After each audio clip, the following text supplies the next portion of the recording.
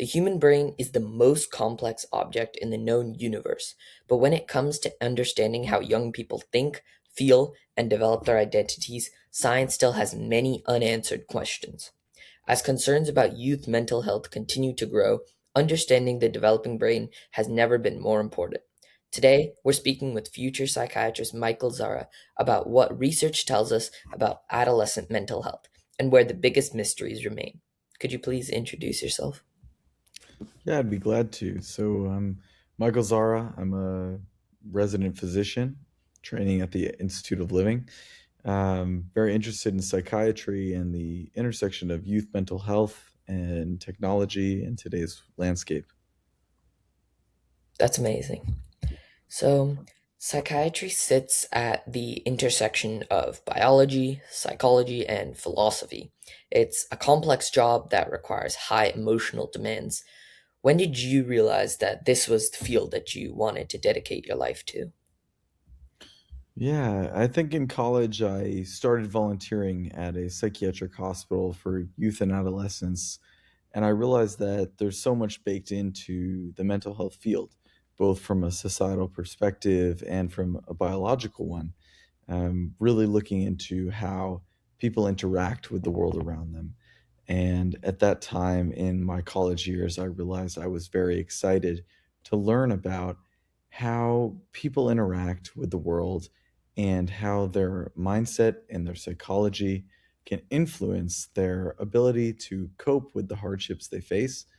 And that was probably when I really decided that psychology and psychiatry was an area I wanted to focus in. I see.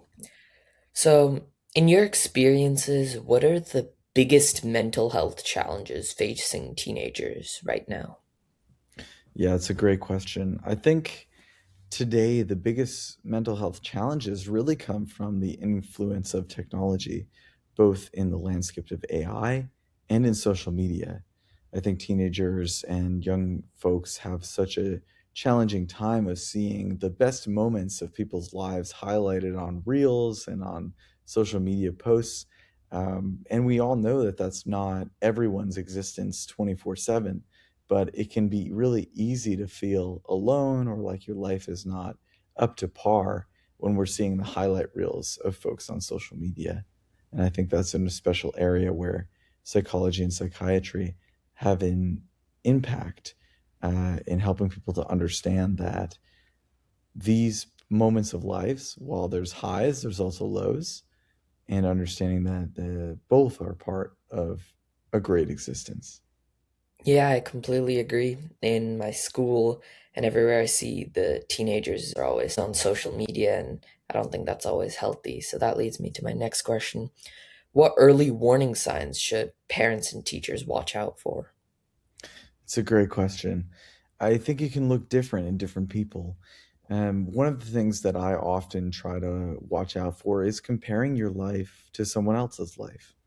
It can be easy to do where we think, oh, well, I'd love to be famous or the focus of the paparazzi or something like that.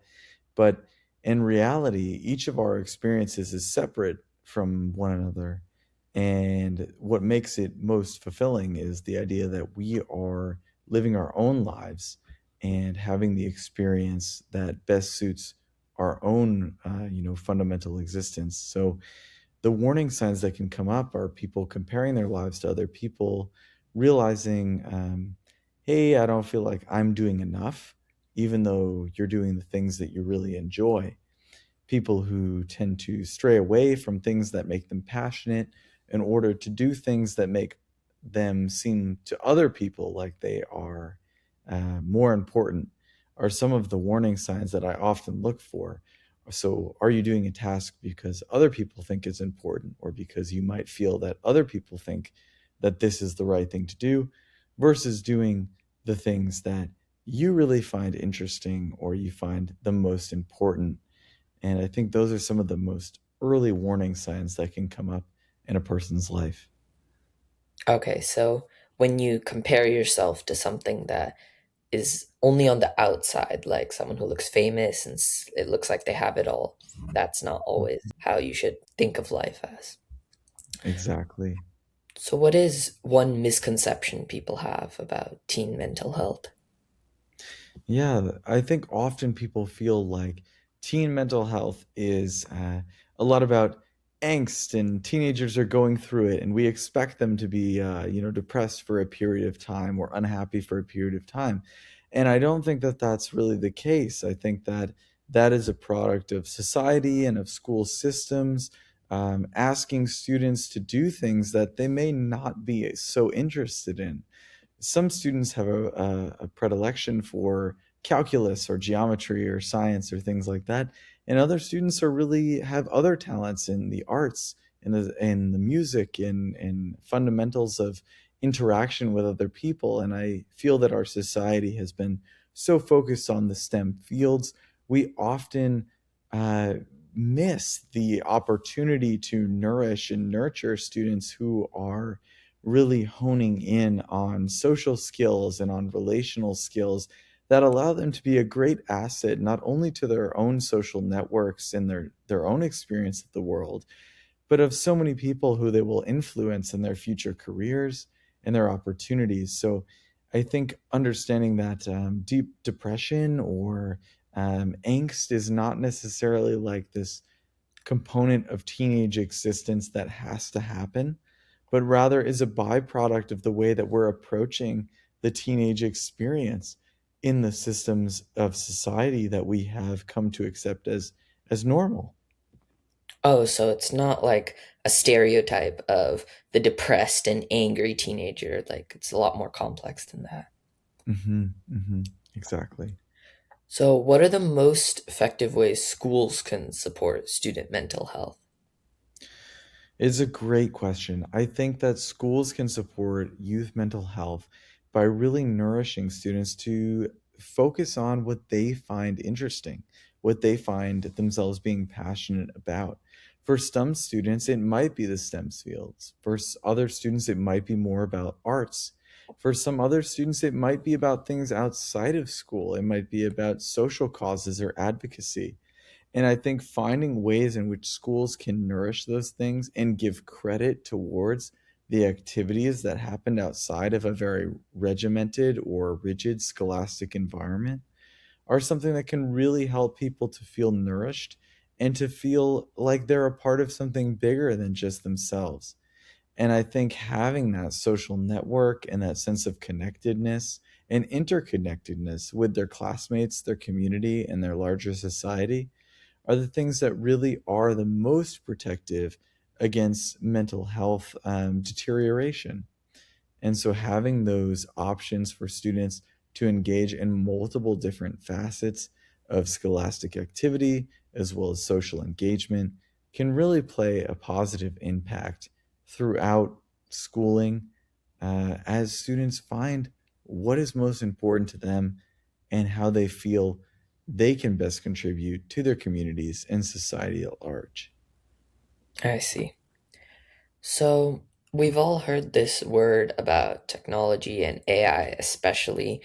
And how does that play into youth mental health? Can it play a positive role, or what are some of the risks that are involved with excessive AI usage or interacting with a lot of technology? Yeah, this is certainly a hot button topic in mental health fields today. People thinking about the DSM or the diagnostic manual, including AI driven psychosis or other mental health conditions as part of AI. And the idea is not that AI is so bad or so good, but how can we utilize it in a productive way for the youth to benefit from all of the amazing advances in technology, but not suffer from a lack of engagement with realism and connectedness with other people. So, in terms of AI, we really want to see what is a sustainable model in which AI allows people to refine their ideas, engage with other people in a more meaningful way, and also protect against how can AI take our voice out of what we're saying to just assume that these models or these predictive statements from AI are truth, and that one's perspective doesn't really matter if AI is telling us something different.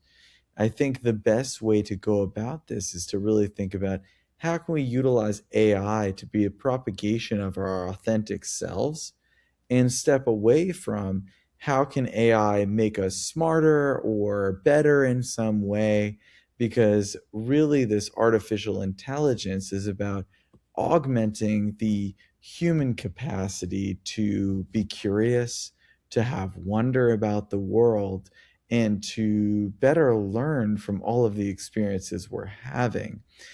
The cautionary tale is to step away from, can AI tell me more about myself, or can AI tell me more about my experiences? Because I think those things are innate to just being a human in today's landscape. We have our own feelings and thoughts about what's going on in the world, and AI shouldn't be able to tell us any differently. It's just that AI can help us to process those things into coherent thoughts and subjects when used appropriately. And it's certainly a field that is burgeoning and is not fleshed out in terms of what is the best or safest way to use this technology.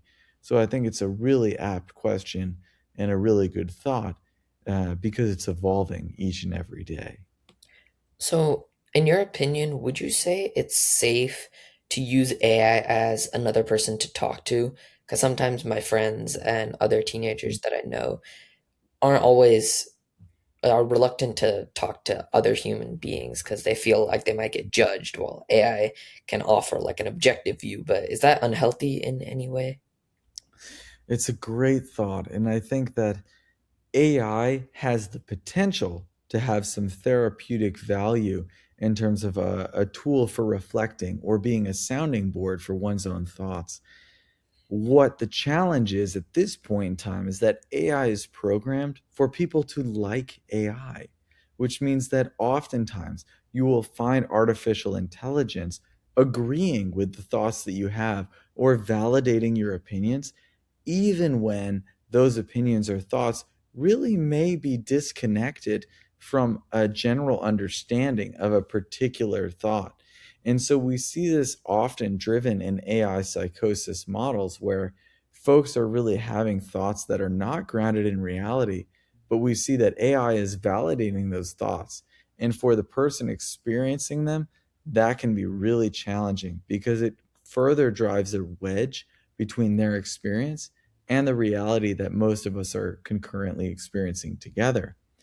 That being said, if we can fine tune AI to have the right, detail orientedness of, here's where your thoughts may be valid, but here are a few points where you may choose to question your beliefs or may to find a different perspective upon what you're experiencing, then AI can be a really productive tool to help people confront some of the self limiting beliefs that they may have. But at this point in time, as you bring up, it's really hard to fully rely on AI because it does not programmed to disagree with you or to say, hey, you might need to think about this in a different way. So while students are consulting AI because they may not feel comfortable confiding in another autonomous human being, I think it's really important that they self reflect about, here's where AI may be validating the feelings I'm having, but the feelings I'm having may not be productive to my overarching goals. Okay. So, could you explain this term AI psychosis? Mm, yes, absolutely. So, this is a really new thought, and it's not currently included in the Diagnostic and Statistic Manual that is used for psychiatry and psychiatric diagnoses. But there is some thought with current research that in the next evolution of the DSM, there will be this term of AI psychosis.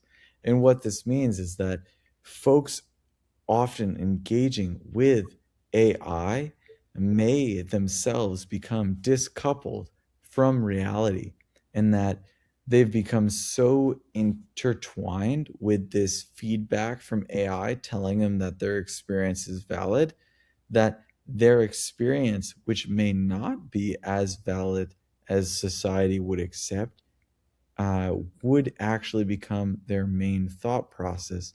So, an example of this would be someone who feels that everyone is out to get them, for example, and they consult AI to say, hey, is everyone out to get me? And AI says something to the effect of, well, it's reasonable to be suspicious of other people because they may not have your best interest at heart. And in further engaging in that line of thought, people may become more and more paranoid to the point where they feel like everyone is out to get them and no one is safe to talk to except for this AI model. And that's the sort of basis of AI psychosis, which really is becoming people who are discoupled with reality because they've become so concerned that things are happening to them in their lived experience that they can't trust other people.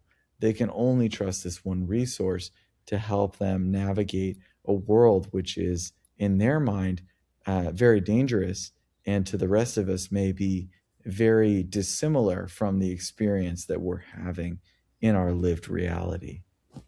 Okay. So, what advice would you give teens who feel overwhelmed or anxious? Like in my school, I see so many kids who are very stressed about exams. Sometimes they even break down into tears when they don't do well. I was wondering what would be like some techniques or maybe some advice that you would have for those. Absolutely. I think so much is stacked against young people in terms of figuring out what you want to do for your whole life while you're in high school. It's not realistic. And also, this pressure to get perfect grades, perfect extracurriculars, perfect research, all of that type of thing. I think following what you're passionate about and finding meaning in the effort you put forth rather than the outcome itself, right? If you study really hard for exam and you get a B, you know, I think some students would find themselves, beating themselves up about, oh, wow, I didn't get an A. But the test is just on one day. The preparation that may have occurred over weeks or months, even for some tests, is really the area where one should feel proud and feel very optimistic about the fact that they were able to persist and move through this difficult period of study. And maybe the outcome didn't reflect what they had hoped. And maybe it has to just do with, hey, some days are better testing days than other days, or even further, that maybe you didn't learn all that you needed to learn in the period you had available to you, but that doesn't mean that your future is relegated to that situation. You have further opportunity to study, to learn, to engage with the material in a way that feels meaningful to you. And so while school can feel so pedantic in terms of we have to learn what the teacher is teaching us and then we have to regurgitate it onto a test, really that's not the purpose of school.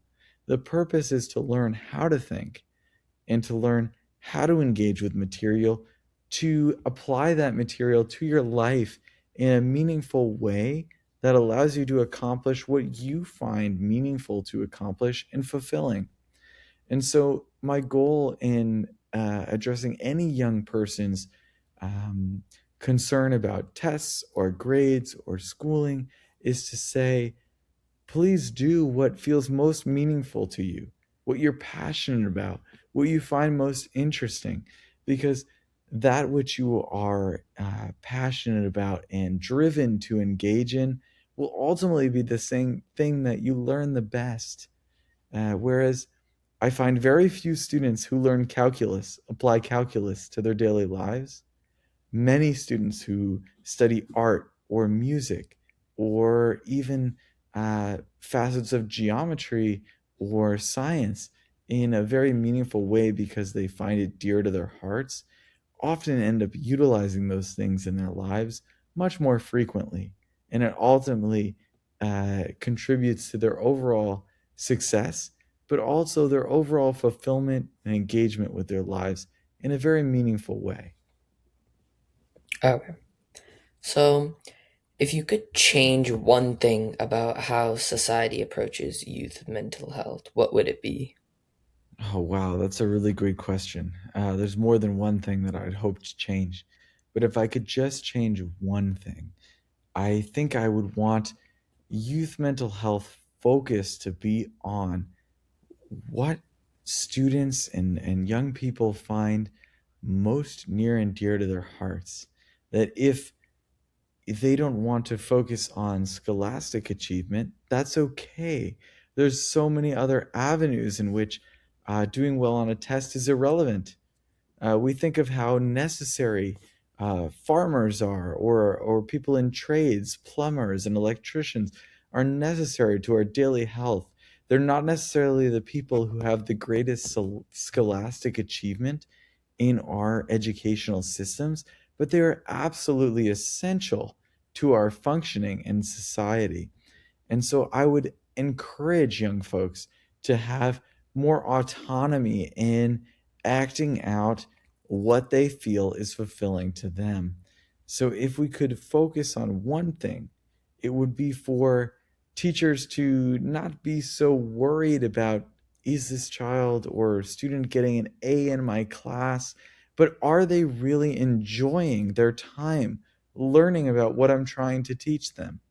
Because ultimately the act of learning and the decision to further one's own education about the world around them is much more important than any given discipline or subject area, because at the end of the day all of these disciplines are interconnected in a way that allows people to create paradigm shifts within subjects of interest, because they have a broad knowledge of different things that interest them in any given situation.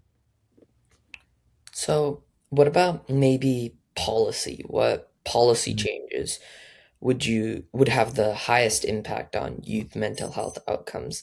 Because sometimes I feel like that's not always a priority of policymakers. Absolutely.